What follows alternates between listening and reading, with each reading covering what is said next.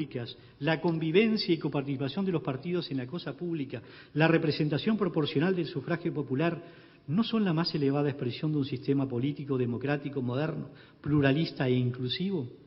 ¿O acaso ser moderno era usar el fraude como sistema, practicar la influencia directriz o la influencia moral para imponer candidatos, coaccionar acuerdos electorales entre los partidos para evitar las elecciones abiertas y competitivas, usar el cuartel y la policía para dirimir elecciones, levantar un ejército que no era nacional sino de divisa? ¿Dónde está lo arcaico en eso? ¿Dónde está lo moderno? Nos preguntamos. Nosotros creemos que la lucha dirigida a lograr el perfeccionamiento del proceso democrático de la República no puede ser tratada de arcaica y antimoderna.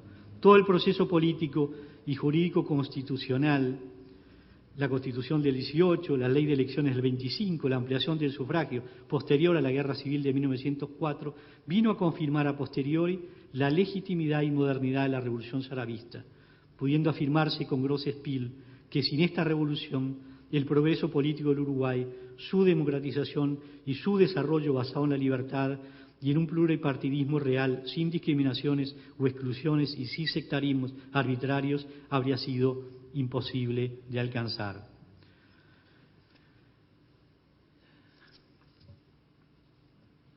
Por eso me parece muy importante el ejercicio que la autora realiza en su libro, tratando de construir cómo se pasa, digamos, de ese país, digamos, endémicamente enfrentado a un país de concordia. Cómo se pasa, de alguna manera, del enemigo, ver al otro como el enemigo, a ver al otro como adversario. Y en ese sentido, Ana establece que hay una falsa dicotomía, en aquel entonces había una falsa dicotomía entre partidos y el Estado. Hermano autoclivaje que designaríamos como la tensión entre la unidad del Estado y la legitimidad del gobierno. Ana dice que entonces se daba una oposición de las divisas partidos al orden y control de la vida pública e institucional por el Estado, y que visualizar a los partidos como entidades funcionales al Estado requirió previamente su reconocimiento como espacios legítimos, lo cual implicaba superar la visión de la Constitución de 1830, que no reconocía la existencia de los partidos. Esa transformación, dice muy bien Ana Ribeiro, solo podía hacerse desde la pluralidad, otorgando un espacio a las minorías y superando la situación de que el grupo ganador obtenía todo el control y la posibilidad de perpetuarse en el poder. Solo cuando las minorías obtuvieron representación y espacio legal para actuar, el partidocentrismo, dice Ana Ribeiro, se reveló como el orden político del país. Es decir, efectivamente, solo cuando las minorías formaron parte del entramado, de la lógica de la administración de la cosa pública, entonces ahí el partidocentrismo emergió, yo diría como la clave más característica, más peculiar del sistema político uruguayo. Y dice, yo diría que en el análisis, ahí me gustaría integrar otro elemento que creo que falta un poco, que es la visión de la coparticipación. Un concepto que permite entonces reconocer no solo la legitimidad del otro, sino también el derecho a un lugar del otro en la administración de la cosa pública. A partir de ello fue posible, como bien dice Ana, traspasar la frontera al país de los conflictos endémicos al de las concordias dialécticas, de ser los enemigos a ser los adversarios. Creo que ese fue precisamente el proceso, el paso que el país fue construyendo desde ese 1897 hasta la consagración de la segunda Constitución de la República. Pero hay otros dilemas, otros clivajes que nos trae también Ana Ribeiro en esta idea un poco poliédrica de acercarse a la realidad del país, es decir, mirarla, avisorarla de distintos ángulos, iluminarlo con distintos focos de distintos lugares. Y es el clivaje, de alguna manera, que yo llamaría el dilema, ¿cuál es el dilema fundamental? ¿Verdad? Y si no hay en algunos autores una simplificación unidimensional del proyecto social. Y en ese sentido, Ana Ribeiro trae a colación un enfoque de un autor, Abril Trigo, que señala como una carencia del movimiento revolucionario el que no tenía un proyecto social atrás. Y dice de alguna manera que ese es el drama de la revolución, el drama de Saravia. La tragedia radica en que tenía un programa de necesidades, pero no tenía un programa de soluciones. En realidad yo no creo que tuviera un programa de necesidades en lo social. Lo que tenía era, digamos, un liderazgo en la expresión simbólica de todo eso que era ese país criollo y que de alguna manera Ana lo sintetiza en un concepto que me parece esencial. Saravia venía a desagraviar. Me parece que eso tiene un enorme sentido, tiene un enorme contenido, ¿verdad? Y me gustaría un poquito que mencionar este aspecto, porque de alguna manera Ana descubre aquí que las imágenes, digamos, que transmitía la revolución, de alguna manera el simbolismo de que estaba cargada, su conexión con el pasado fundacional, que es explícita, es retórica. La revolución muchas veces recurre precisamente a vincular su lucha, su simbolismo, con las luchas de Artigas, las luchas fundacionales, digamos, del nacimiento del país. Excede, de alguna manera, tiene una trascendencia, esa acción que excede el contenido político partidario.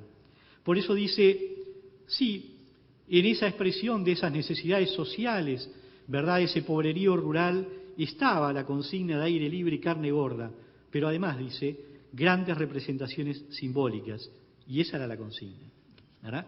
Y efectivamente creo que es un enorme acierto interpretativo. Dice,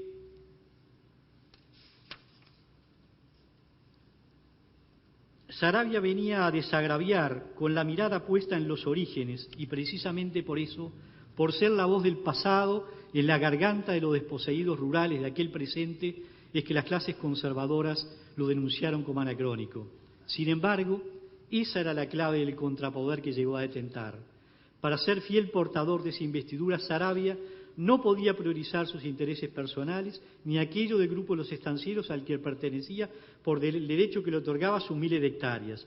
Por eso su bandera de principios, libertades electorales, autonomías regionales, convivencia democrática de los partidos, habla del mundo político del siglo XIX más vinculado a los ideales colectivos y a la construcción de la nación. No casualmente por la patria es su gran divisa. El siglo XX, en cambio, girará primordialmente en torno a reivindicaciones que tienen como horizonte los derechos de clase y el éxito personal. Por eso es que yo digo que aquí no hay, en esta simplificación unidimensional del proyecto social, una clara intelección de qué significaba ese movimiento, ¿verdad? La carga de ese movimiento que efectivamente estaba todavía construyendo la patria en un sentido de república, expresándolo con múltiples imágenes. Por eso yo coincido enormemente con Ana Ribeiro en esta interpretación, desde un ángulo, si se quiere, o de una lectura más política que yo quisiera plantearla del siguiente modo. Las revueltas armadas del nacionalismo que impugnaban el orden político excluyente significaban en el concepto del Partido Colorado, sólidamente asentado en el poder gubernamental, un retroceso de la unidad estatal. Pero esa lectura desde el poder no advertía cuál era verdaderamente el desafío institucional que interpelaba a los partidos en aquel tiempo finisecular. El desafío estaba en el dilema de cómo articular la unidad del Estado con la cuestión de la legitimidad política, que implicaba también el de la ampliación ciudadana de la autoridad pública. Legitimidad política que debía ser entendida en términos del establecimiento de unas reglas de juego democráticas y como concurrencia de todos los actores a una pauta consensuada e inclusiva de funcionamiento político. El objetivo finalista de la revolución no era dividir el poder estatal, ni tampoco tomar el poder por las armas, sino garantizar mediante una forma institucional de coparticipación la evolución real hacia una verdadera democracia política. Por eso, frente a un proyecto de país impuesto autocráticamente desde arriba, la contribución de Saravia y de su partido fue la de luchar por establecer unas reglas de juego modernizadoras del sistema político para hacer la patria entre todos, desde los partidos y en libertad. Su tema no era imponer un proyecto específico económico-social, acaso eso vendría después, sino un sistema político de pauta inclusiva que permitiera competir leal y abiertamente por la adhesión ciudadana a diversos proyectos posibles de país en coexistencia. Es decir, el proyecto saravista de país no era de contenido material, no era económico-social, sino de contenido político-procedimental. Su patria para todos, consigna que se conjugaba en los fogones, era la expresión revolucionaria de un nuevo origen, la propuesta fundacional de la libertad política como criterio último para la constitución del cuerpo político de la democracia republicana en clave inclusiva. Las elecciones libres, la representación de las minorías y la coparticipación política eran las invocaciones concretas de esa concepción.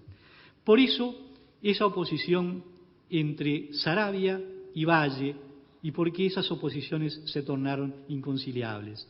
De alguna manera, eso pasó de luego también entre Luis Valle y Luis Alberto de Herrera, pero en un sentido diferente porque estábamos en otro tiempo. Y lo resumía magníficamente Metol Ferré cuando decía, Valle pensó los problemas del país y Herrera el país como problema, ¿verdad? Y aquí, mientras Saravia pensaba de este lado, la visión de Valle y Ordóñez era precisamente la opuesta. Y tal vez por ello eran irreconciliables. Tenía en su cabeza un modelo de país determinado, su país modelo. Y para forjarlo creía que le era necesario toda la suma de poder posible. En su concepto, compartir el poder público con otras fuerzas políticas significaba debilitar la consumación de su proyecto, como él lo concebía. En este sentido, Valle encarnaba una versión ilustrada que siempre conlleva formas autocráticas de hacer política. Saravia está como un antes de cualquier modelo económico-social.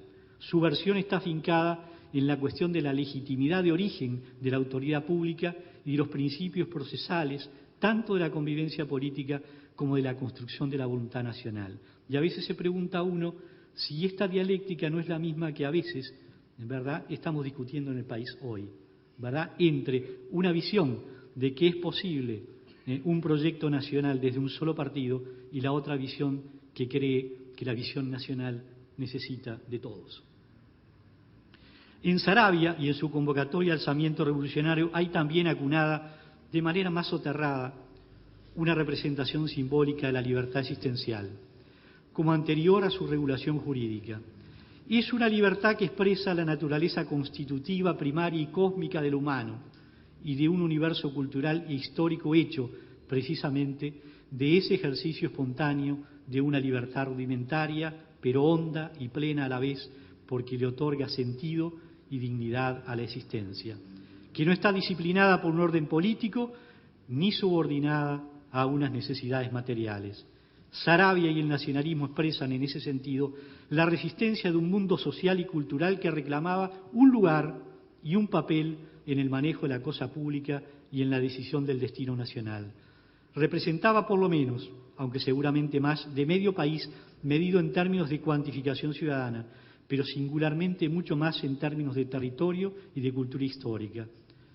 Entonces, uno dice, en definitiva, ¿cuál es el signo último de Saravia? Ese Saravia que dice, prefiero ver a mis hijos pobres pero con patria y no rica y sin ella. Aparece la palabra patria aquí, cuando ofrece al directorio sus títulos para la revolución en el 96. Cuando hace una de sus primeras proclamas, en esa tirinada del 96, termina la estancia de Croza su discurso diciendo, todo por la patria. Su chambergo, su sombrero llevaba la leyenda, por mi patria. En carta a su hermano Basilicio, que recuerda muy bien y recoge con mucha inteligencia Ana Ribeiro, diciendo que efectivamente estas cartas se convirtieron en un símbolo de los sentidos del Partido Nacional. Dice, la patria es la dignidad arriba y el regocijo abajo. Y agrega, la patria es el conjunto de todos los partidos en el amplio y pleno goce de sus derechos. Y recordemos, en los fogones saravistas la consigna era patria para todos. ¿Cuál es el sentido de patria para todos? Para mí, ese sentido es la libertad, comprendida en ese doble formato, en el representar, expresar y simbolizar esa libertad existencial que da dignidad a las personas. Y cuando un criollo de un lado y otro brandía una lanza y daba su vida, obviamente estaba expresando un sentido de la existencia, digamos, y estaba manifestando su dignidad. Pero también la construcción de un ideal de república basada en la convivencia, en la coparticipación, la libertad. Por eso el Patria para Todos es concebir la patria como un todo, no permitir que una parte del país quede subordinada al Montevideo Puerto, subordinada a la urbe metropolitana. Implicaba patria con todos, ¿verdad?, que significaba decir esa coparticipación de los partidos en la cosa pública.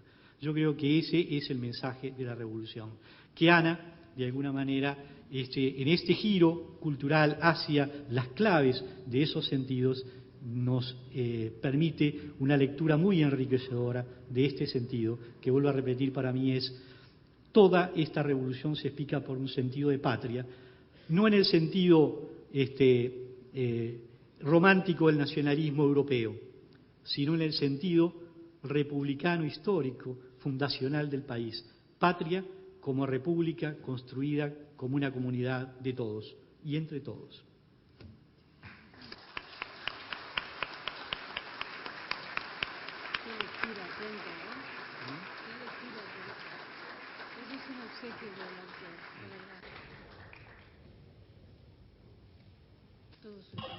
Muy bien. Bueno, buenas noches. Es un placer estar por acá frente a tan selecto auditorio.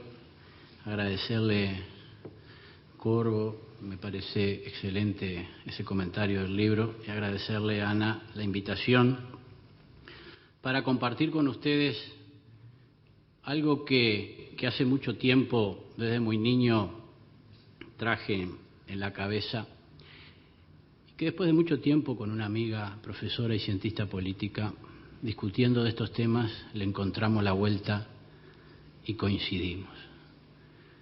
Lo traigo porque una breve historia familiar que después los va a ayudar a interpretar por qué a Aparicio lo nombro de tal manera y por qué digo algunas cosas sobre este tema.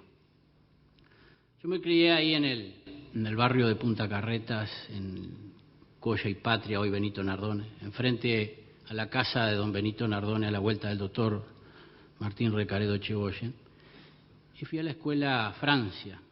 A pocas cuadras, 2 cuadras, 3 de la escuela Francia, vivía el mayor Mauro, el hijo menor de Aparicio. Le digo el mayor Mauro porque en casa y en la casa de mis tíos abuelos y de mis abuelos, a Aparicio no se le decía Aparicio, se le nombraba y se le decía el general tal cosa, el general tal otra. Y a los hijos, el mayor Mauro, el coronel Villanueva, el coronel Nepomuceno, héroe de grandes batallas en el Brasil y acá, el mayor Aparicio, mutilado de la guerra y senador del 58, el mayor Exaltación y el capitán Ramón Saravia. Esa era la forma de todos los días de mencionarlos cuando se referían en primera persona a los hijos o al propio general. Por lo tanto, normalmente me cuesta decirle Aparicio o Saravia, siempre le digo el general, lo que decía el general, así nos criamos. Y cuento esto porque de esas tardes de salida de escuela, muchos se van por ahí a corretear, a jugar al fútbol. Yo lo hacía también, ¿no? En los campitos de la universidad y de la Facultad de Ingeniería. Pero la mayoría de las tardes iba a aprender guitarra con él, con Mauro, con el menor, el que estaba en su escolta personal al lado del general cuando le pegaron el tiro en Massollar, a escuchar sus anécdotas, sus historias, sus cuentos familiares. Y me quedó en la cabeza siempre una frase reiterada que nos decía el mayor Mauro: al general no lo entendieron porque peleó. Muchos hoy ni entienden de los historiadores por qué peleó.